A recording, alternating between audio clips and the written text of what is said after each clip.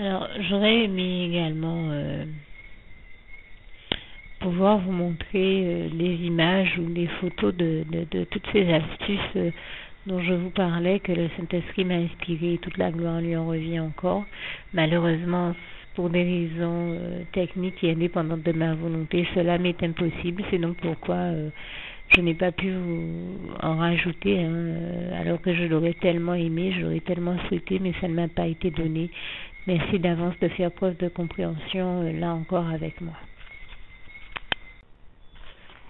Juste une petite précision pour tous ceux qui ne sont pas encore, qui n'ont pas encore choisi la meilleure des options qui soit, qui est celle d'aller se placer, de faire le choix à soi-même, d'aller se placer dans les bras d'amour de Jésus-Christ, pour se mettre à l'abri de ce monde cruel. Eh bien, je partage avec vous la prière par le biais de laquelle on y accède.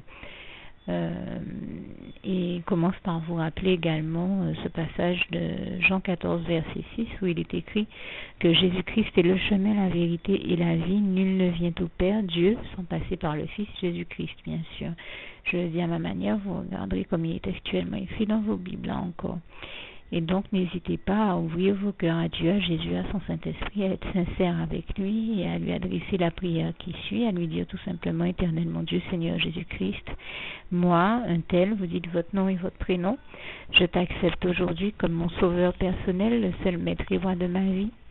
Je remets toute ma vie entre tes mains puisqu'elle t'appartient, Éternel mon Dieu, puisque tu l'as créée, cette vie. Donc tu en es donc le seul maître et propriétaire comme de tout ce qui existe dans tout l'univers.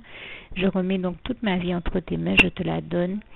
Merci, Éternel mon Dieu, aussi de permettre que cette vie que tu m'as donnée continue à être à ta gloire et que je continue à te servir, à t'appartenir pour l'éternité, d'éternité en éternité. Merci aussi, Seigneur, de faire que je continue donc à te servir et à t'appartenir pour l'éternité, d'éternité en éternité. Et aussi, Seigneur, de m'accorder la grâce de ton pardon et de ta miséricorde pour tous les péchés que j'ai commis tout au long de ma vie, jusqu'à la date d'aujourd'hui incluse. Et c'est au nom puissant du Seigneur Jésus-Christ que j'ai fait cette prière.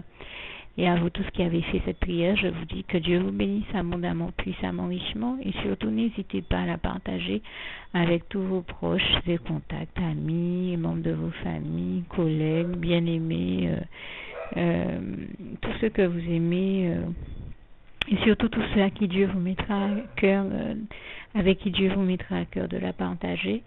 Et comme j'aime à le dire, si vous n'avez pas encore pris le temps de faire cette prière, comprenez bien que voilà, ça ne vous coûte rien de la faire, c'est gratuit, c'est indolore, et que voilà, vous n'êtes pas obligé de me croire, mais moi il m'est arrivé tout comme vous de devoir faire cette prière un jour dans ma vie, et quand on m'a proposé de la faire, je me suis dit, et si c'était vrai, et si c'était vraiment Dieu qui, par ce biais-là, m'appelait à lui et me demandait de lui donner ma vie, de l'accepter, c'était Jésus qui était en train de vraiment me tendre la main et qui était en train de me demander de l'accepter comme mon sauveur personnel, je ne pourrais pas passer à côté de l'occasion de lui dire oui, parce qu'il faut aussi que je reste ouvert ou ouverte à ce que Dieu peut avoir à me dire.